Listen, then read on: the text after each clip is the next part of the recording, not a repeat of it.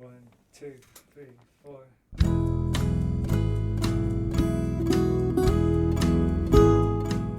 Hello, you're listening to the SKYLIT Books podcast series.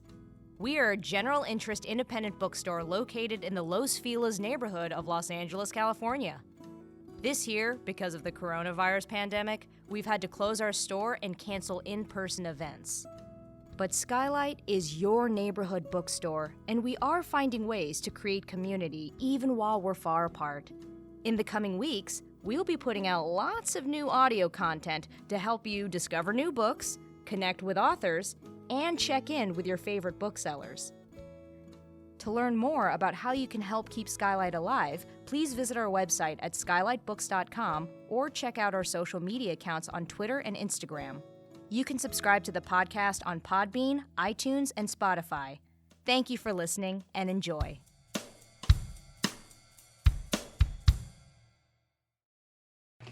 Hello, lovely listeners, and welcome to SKYLIT. This is the SKYLIT Books podcast, and I am your host, Natalie Freeman. Today, we're so excited to welcome Daniel Oppenheimer to read from his new book, Far From Respectable, Dave Hickey and His Art, and to join me in conversation. Before I introduce him, I wanted to remind you that SKYLIT Books is open for in-store browsing with a limited capacity. We're open from 11 to 7 on weekdays and 10 to 8 on weekends. Masks and social distancing are required, and we ask that you continue to be kind and respectful to our booksellers and your fellow shoppers when you visit us. We are also offering online ordering through our beautiful newly designed website, which you can find at www.skylitbooks.com. And now to introduce you to Daniel. Daniel Oppenheimer is the author of Exit Right, The People Who Left the Left and Reshaped the American Century. He has written for The Washington Post, The Atlantic, Slate, Washington Monthly, Texas Monthly, Guernica, and The New Republic, among others. Welcome, Daniel. I'm excited to talk to you today. Thanks for having me. So I thought that you could read us a little something from Far From Respectable. I'll give us a little description here. Far From Respectable is a focused, evocative exploration of Dave Hickey's work, his impact on the field of art criticism, and the man himself from his Huck Finn childhood to his drug-fueled periods as both a New York gallerist and Nashville songwriter, to finally his anointment as a tenured professor and MacArthur Fellow. So I'm going to read you something that's actually pretty personal, although primarily the book is about Dave. But I thought there's a passage in the last essay that talks a little bit about my both my personal feelings about Dave, and also it's from an essay that talks about when I went to visit him at his home in Santa Fe. So I am going to start here. He treated you like you were supposed to get out there and do something, Dave once wrote of his old theater professor, Walter Wohlbach, who had landed at Texas Christian University after fleeing the Nazis. Again, quoting Dave, he told me that I was a callow redneck with all the spirituality of a toilet seat, that I could possibly cure the former, but would probably have to live with the latter. But that was great. Nobody had ever told me I was anything before, so I took it to heart. Dave on the page is a gentler presence than Herr Wohlbach, but he had done for me as a young would-be writer something like what Wohlbach did for him. He had deflated me and liberated me. Nobody cared whether I dedicated myself to writing. It was a selfish, superfluous thing to do, and one that deserved no presumption of virtue. If done right, however, it could be wonderful and world-shaking. Dave also revealed to me the real enemies of such an endeavor, the, quote, Aryan muscle boys who would bend art to serve their stern, humorless deities. He wrote, so all the muscle boy artists and writers, paraphrasing Wohlbach, they will become professors and the darlings of professors, and they will teach the young to revere their pure muscle boy art because it is good for them, and they will teach women and Jews and queers to make this muscle boy art too, and it will be very pure because they are muscle boys and they don't have to please anyone. So there'll be no cabaret, no pictures, no fantasy or flashing lights, no filth or sexy talk, no cruelty, no melodies, no laughter, no Max Reinhardt, no Faust, no Midsummer Night's Dream, and nobody will love it. In Dave's cosmology, the Aryan muscle boys weren't just actual Aryan muscle boys. They were all the Puritans and schoolmarms of whatever faith, color, ideology, and affiliation who think art isn't just subordinate to ethics, but a practical branch of it. The descendants of the Aryan muscle boys who made Walter Wohlbach leave the dynamism and glories of Weimar Germany for the wonder-bred wasteland of Fort Worth weren't just uptight political conservatives. They were politically correct professors and curators, well-meaning activists and art teachers, right-thinking bureaucrats and philanthropists. They were my father, Tim Oppenheimer, whose own ancestors left Germany in the mid-19th century, bringing with them to Pittsburgh a very Hochdeutsch ethos of industry, virtue, and austerity.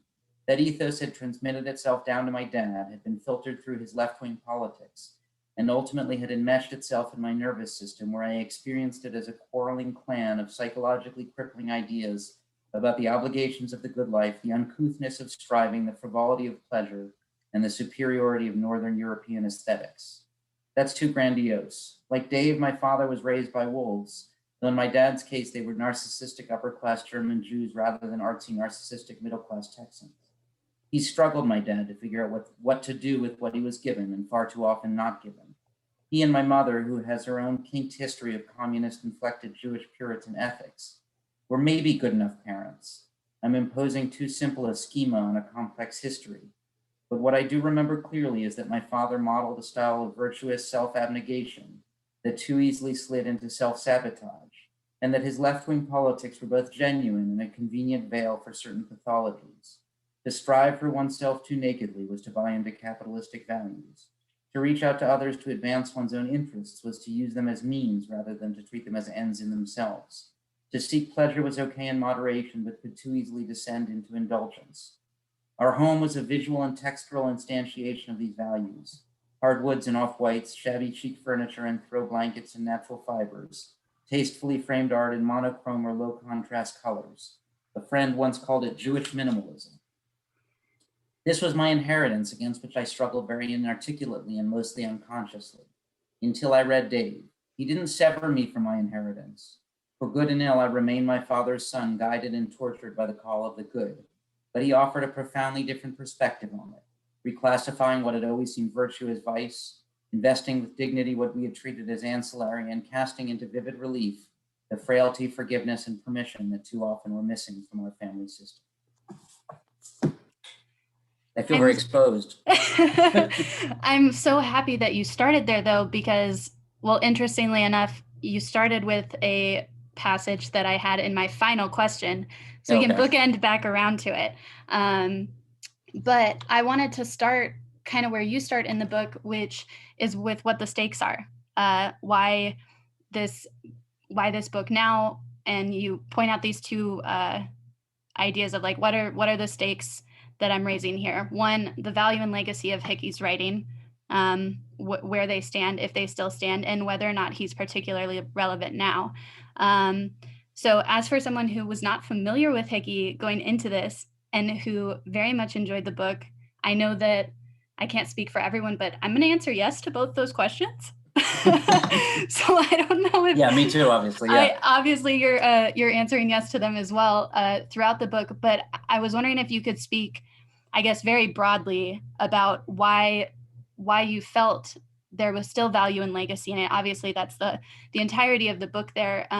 But then I have a lot more questions about the relevance. So maybe if you could just speak to your personal connection with the legacy of it. Yeah. So I read Hickey when I was just out of college. My brother kind of handed on me, said, you have to read this. And the same thing had happened to him. Somebody had said, handed him the book, said, you got to read this. And so he was sort of a cult figure then. And I think outside the old art world, where he's still pretty well known, he remains a cult figure. And so I've sort of loved him since then. That was his book, Air Guitar, but I went back and read his previous collection, Invisible Dragon, and tracked down his collection of short fiction, Prior Convictions, and then just followed him over the years. So I think he's one of the great writers of criticism and nonfiction, in American letters of the last half century. I don't want to undersell it. Like, I think he's an extraordinary writer, one of our great essayists. And I think, in that sense, he deserves, people writing about him. But there is also this question of legacy, which he is a cult figure. He's also someone, so he's not assured continuity.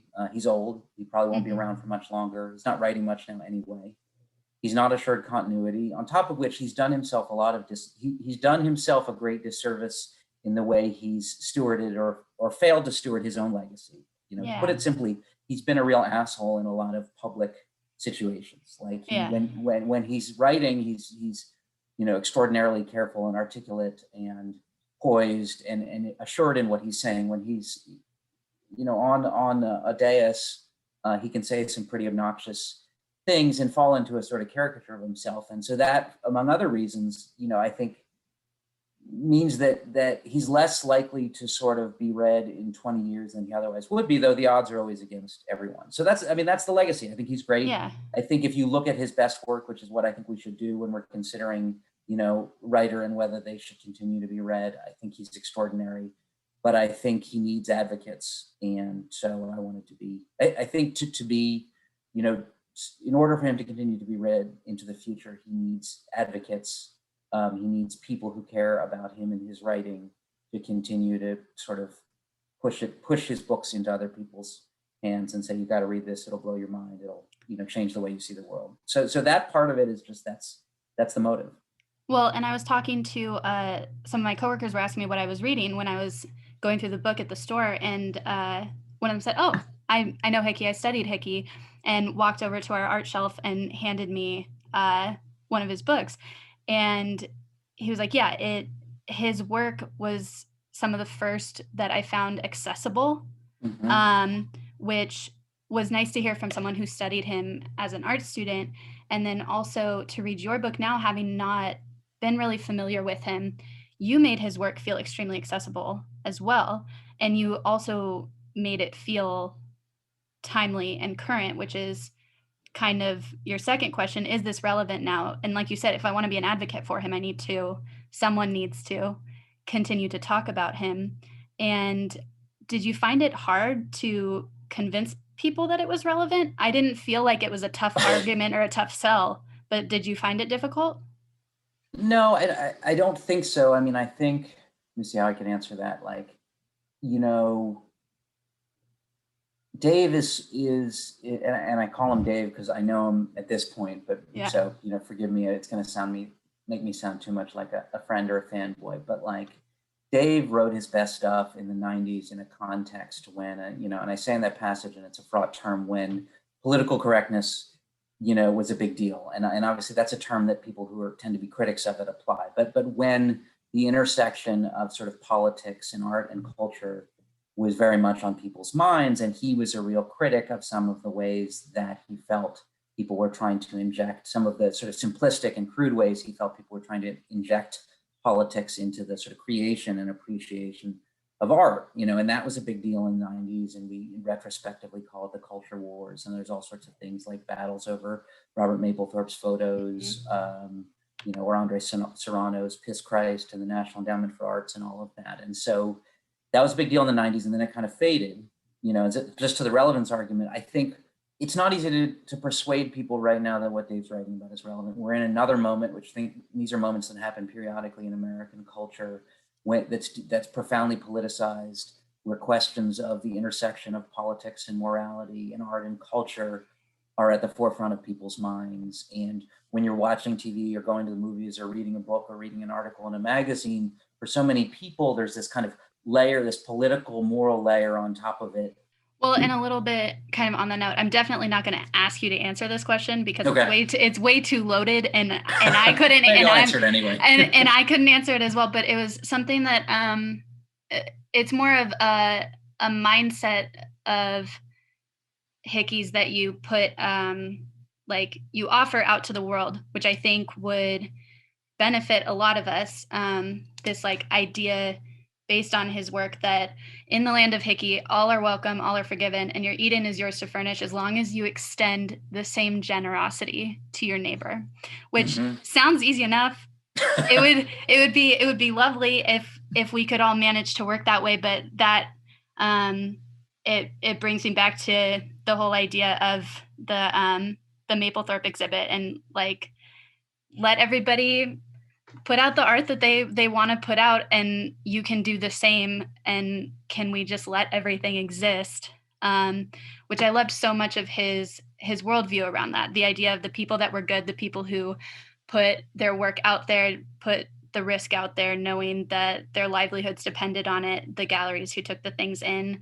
So I don't know if you just want to speak about that a little bit, the idea of allowing everyone to furnish their own Eden and then just coexisting together, and why that seems to be so hard, but it is something that Hickey firmly believed in, it seems like.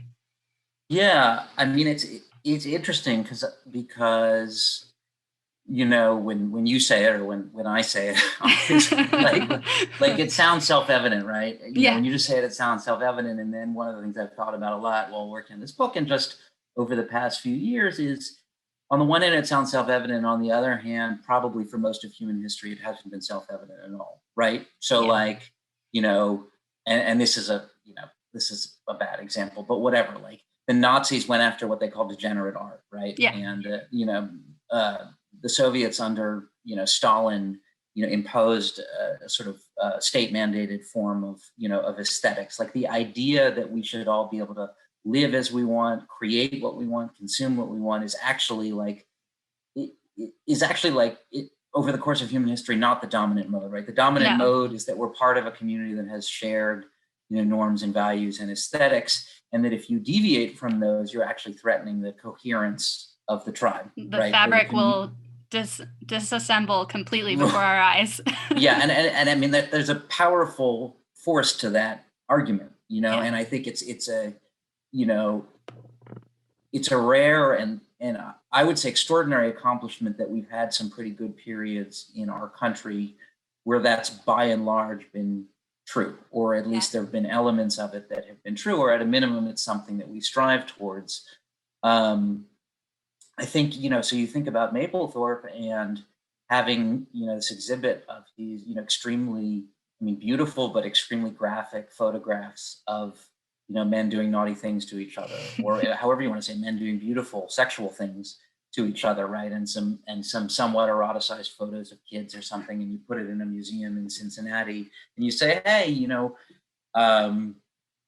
if you want to go, but if you don't want to go, fine, but don't try and, you know, indict the museum for obscenity, as in fact happened. And it's easy enough to say, but again, you know, from the perspective of the county or the city or something like that, they're saying, well, these images of deviance are going to transform this culture that we have of, you know, domestic heterosexual life.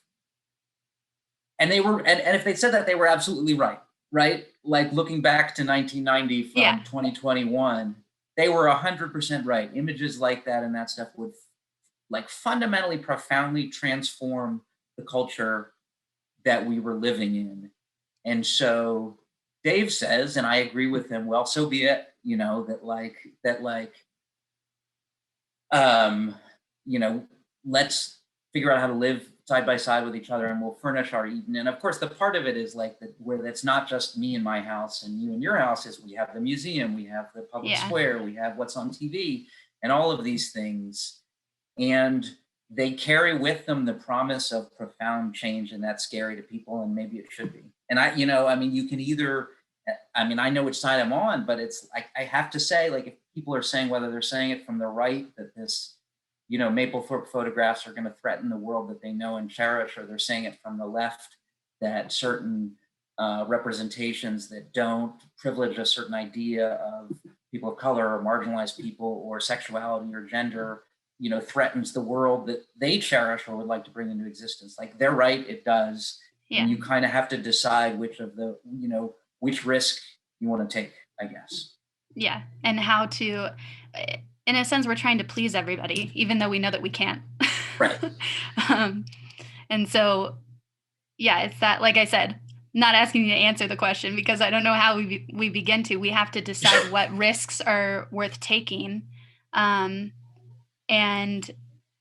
I guess what to do, a little bit of an ask for forgiveness, not permission. Right. Yeah. in certain senses.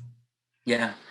Yeah. And I mean, Dave says, and I don't know if this is true or not, but it's beautiful. I enjoy hearing it. Dave says that, you know, that art and culture is particularly important if you're thinking about the functioning of democracy, because it's through arguments about, you know, what we value and why that we can sort of play out a lot of our differences. So even when these arguments get very nasty, there might be a kind of positive function to it. We're sort of playing out and sort of in some way resolving, or at least deferring some of the tensions so that we can avoid killing each other. So that it doesn't become, you know, a fight in the streets or something like that.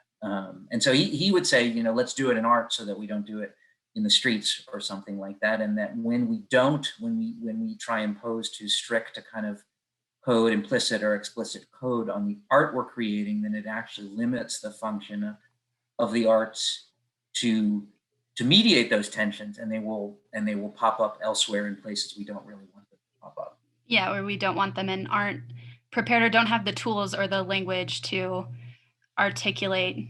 And that's the problem a lot of time. We don't have the language to articulate, or we have come to police language so heavily that people aren't sure what to say. And so they've found a way to make art instead. And we've got another medium for it now. And on that note too, the idea of what is worth talking about, the conversations worth having. I really loved the section on Hickey's naming of the 90s and the art world as the year of beauty, the decade of beauty. Yeah. And off the top of his head, decided that that's what he was going to call it.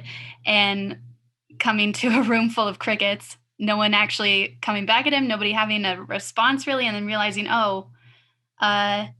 okay, like maybe it could be, which you say turned into a bit of a self-fulfilling prophecy there, but the idea that saying it, not having much of a response, maybe meant that it was a mistake or could be wrong, but the immediate follow-up of that wrongness or that mistake being an opportunity to bump up against it more and to ask more questions about it. I don't know if you want to talk about that a little bit.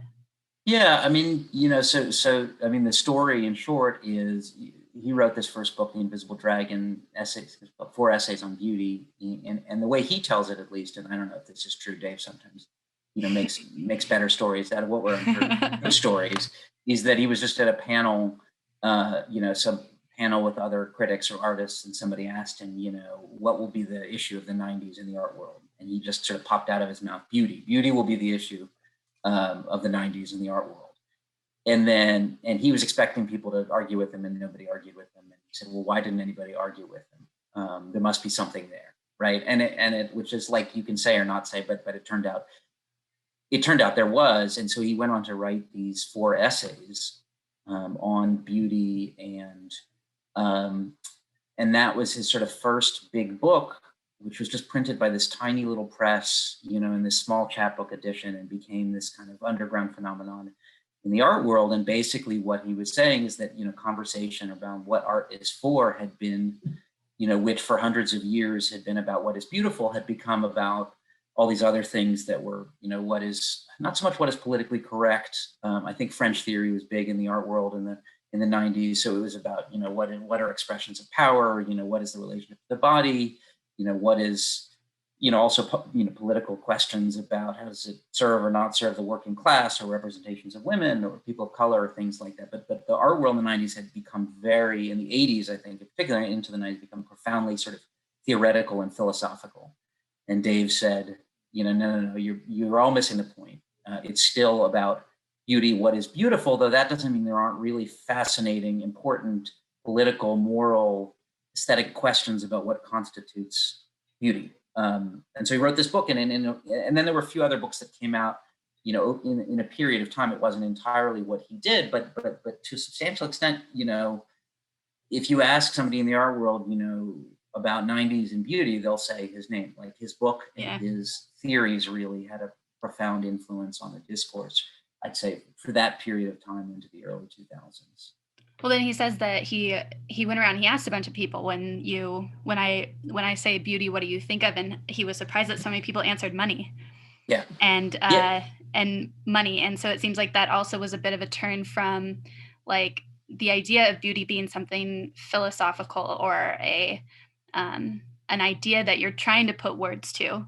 And then somehow having to detangle it from being conflated with value. Yeah.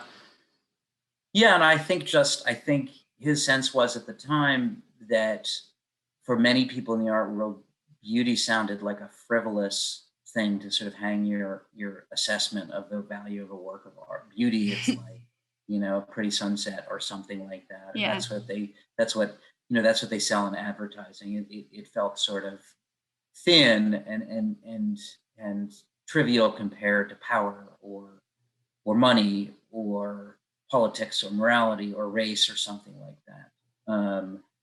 And so Dave had to sort of, in writing this book, part of what he had to do is sort of create a whole kind of infrastructure of argument explaining why beauty was both much more important than people had been giving it credit for, but also much more capacious and rich, and sort of encompassed all those other things that they thought it was subordinate to, or kind of a flimsy offshoot of. He has a great, one of the sort of amazing things he does just as a writer is like, he has a great kind of long passage in one of his essays in Invisible Dragon, where he basically, if you boil it down, he's basically accusing all those people of being kind of misogynists. Yeah. And it's interesting. You don't see it coming at all, and then once he says it, you're like, oh shit, yeah, that's right. Oh, he got me. Beauty is feminine, and basically what he's doing is much more, it's much more beautiful an argument than this. But basically, what he's saying is, well, beauty is identified with the feminine, right? Yeah. It's soft, it's roundness, it's external. And that historically have been sort of attributes associated with the feminine. And so that the whole, this whole, critical infrastructure that was dismissive of beauty was sort of advocating all of these other more masculine qualities like depth and capital T, truth and rigor and politics. And so he's sort of in this, like, it's just this kind of brilliant sort of jujitsu move where, people think that he's coming at them from the right, and he's saying, no, actually, you guys are a bunch of sexist misogynists who are dismissive of beauty because it's not sufficiently masculine. And if you really were in touch with what was sort of women and feminine and the depth and the importance and just the value of that, then you wouldn't be so dismissive. Whether it's true or not, it's like, or fair or not, it's not even a question of fair. It's just an extraordinary, like, piece of writing to sort of pull that off and kind of come up and around everyone from a direction they didn't expect and sort of kind of wrong foot them. So as an appreciator of his writing, it's just kind of amazing to read. Well, yeah, and it doesn't seem out of character for him, especially based on the parts of the book that you wrote about his history, and some of the women he was involved with described him that way. They talked about him being a gentle person and a kind person, like, despite any of the other things that happened in his life, especially the hard life that he lived and the way he grew up, that above all, they were so drawn to him because he wasn't very intimidating in certain ways, which I found interesting. But I think that also allows people that sort of consciousness to write about those things, especially men, when they aren't writing that way, or they're expected to stick to those misogynist patriarchal viewpoints. Yeah, he's interesting. I think in some ways I think almost all of his closest relationships with women, and that's not just romantic relationships in his life. I think it's an easier time around women. It's not that he wasn't daunting. He could be daunting in his kind of intellect, and there could be an arrogance around him, but there was also a real nurturing quality to him, and I think also a desire, and perhaps a little bit of a kind of man boy sort of way to be nurtured. So it's complicated. I don't want to sort of excuse him of the accusation of just in his personal life being a little bit sexist. And one of his ex-girlfriends, who thinks very fondly of him, but was like, is he a bit of a sexist asshole? Like, yes, in certain ways he is. But he's also somebody who can be very nurturing and vulnerable and open. And I think, I just talked to a lot of people who felt that, who knew him personally, who felt something comparable to what I felt in reading him, which was that he gives permission to people. He says, you need to figure out what you're going to do. I'm not going to tell you what to do. I will, I talked to people who were a student at UNLV. I'm not going to tell you what to do. I'm going to give you things to read that I think will be interesting. When you're doing something that I think is cool and seems like it's really coming from you, then I'm going to support you and push that forward. And when you're doing stuff that's not so great, I'm not going to beat you down. I'm just going to, because the only way you're going to get to something good is to go through that. And I think that's what he's like as a teacher. I think that was often what he was like as a friend.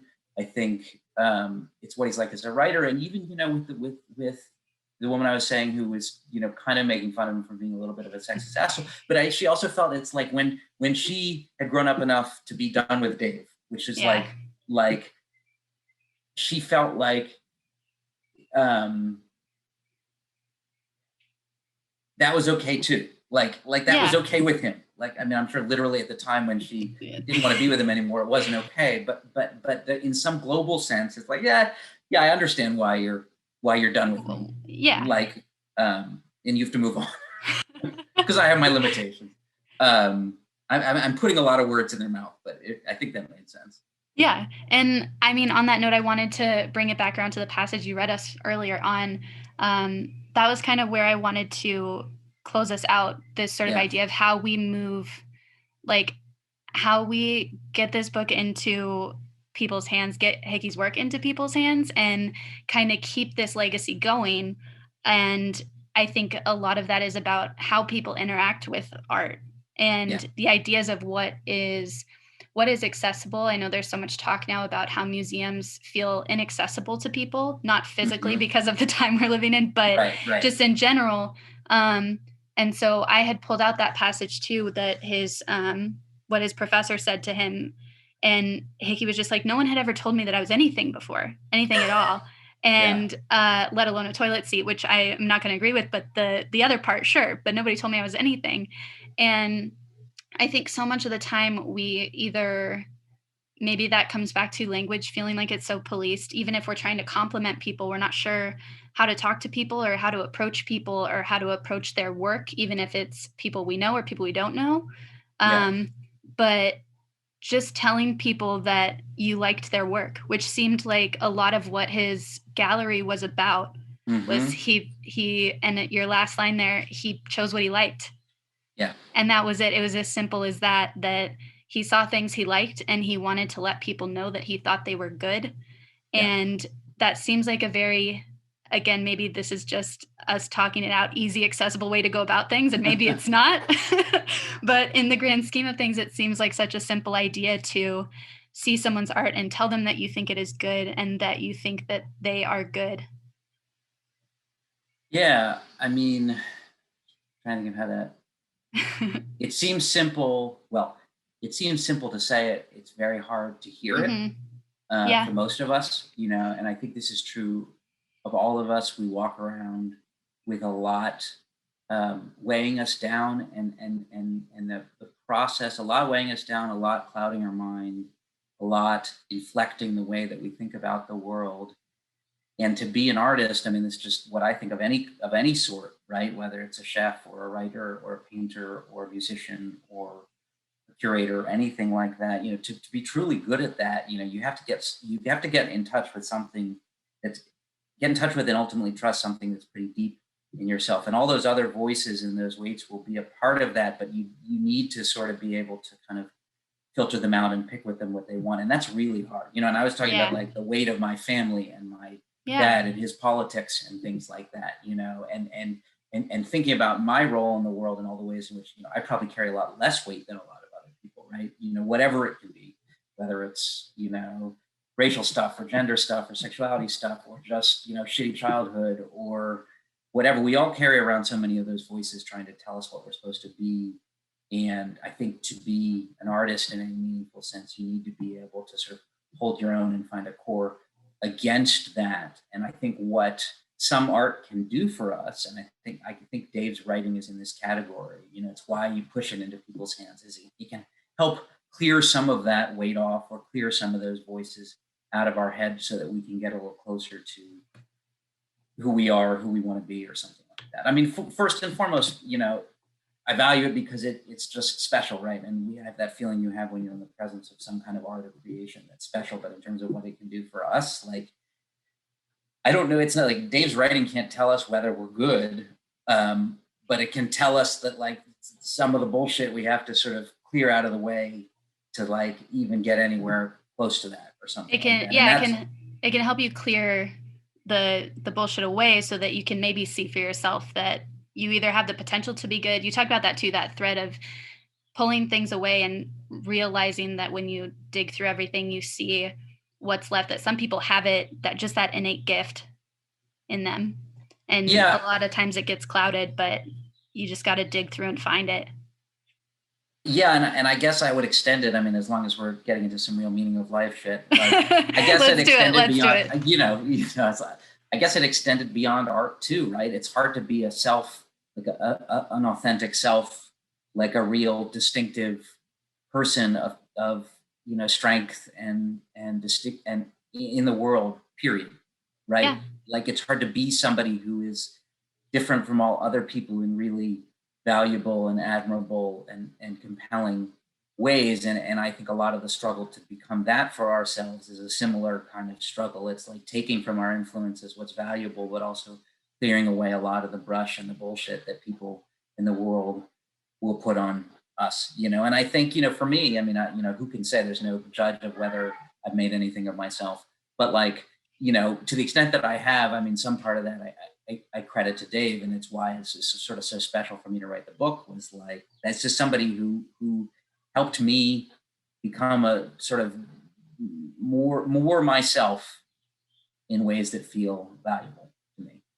We all have those people, and I think that that's what makes this book so special, is to be able to extend that legacy and continue to advocate for him and for his work. And I'm really excited to push it into people's hands along with copies of his book. I had someone tell me about air guitar and how it, like, they were like, yeah, I read the first one, but air guitar really was just something else. And it's a really amazing book. We have them on our shelves at SKYLIT, and we will soon have Far From Respectable on our shelves as well. Before we close up, are you doing any other events or have anything else you want to plug? The only other thing I'll plug is I actually just published a piece. It's online at the Texas Monthly website about the gallery that Dave ran in Austin, Texas, from 1967 to 71. And I touch on it in the book, but actually for realsies, the article is, 98% of it is not from the book. So it's new stuff. And I don't know what their paywall situation is, but I think maybe you get, 2 or 3 articles for free a month. So you can go read it for free, but obviously you should buy my book and you should buy it from SKYLIT. And remind me, his gallery had an incredible name. What was it? A clean, well-lighted place. Well-lighted place. I loved that. Yeah. Well, thank you again to Daniel for sharing Far From Respectable with us and for talking to me about Dave Hickey and his extraordinary life and the meaning of life and art and all things existential, if we went there. Yeah. Today's guest, I think we did. Today's guest, once again, was Daniel Oppenheimer. You can order his new book, Far From Respectable, at www.skylitbooks.com. Thanks for listening, and we hope to see you in store soon. Thank you for listening to the SKYLIT Books podcast series. Please don't forget to visit our website at skylitbooks.com and make sure to follow us on Twitter and Instagram. Also, don't forget to subscribe to this podcast for more author talks and bookseller conversations. You can find us on Podbean, iTunes, and Spotify. Stay safe and healthy, and we hope to see you back in our store soon. I see